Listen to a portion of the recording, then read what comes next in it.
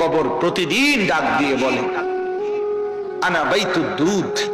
প্রত্যেকের কবর প্রত্যেককে ডেকে বলে, ও আল্লাহর বান্দা, জানো আমি পোকামাকড়ের ঘর, পোকামাকড়ের ঘর। তুমি তো সেই বান্দা যে একটা মশা কানের পাশ দিয়ে উড়ে গেলে তোমার ঘুম বন্ধ হয়ে যায়, চোখ মিলে যায়। একটা মশার গুনগুন আওয়াজ সহ্য করতে পারো না।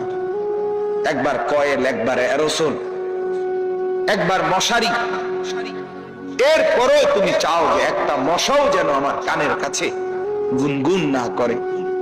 তো 5 ঘন্টার ঘুমের জন্য, 6 ঘন্টার ঘুমের জন্য বান্দা এই যত্ন নিলা, অনন্তকাল কিংবা বছরের পর বছর কবরের যে ঘুম দিবা, পড়ে থাকবা সেই ঘরে, পোকা মাকড়ের ঘর, সেই ঘরে তুমি ঘুমাইবা কেমনে, থাকবা?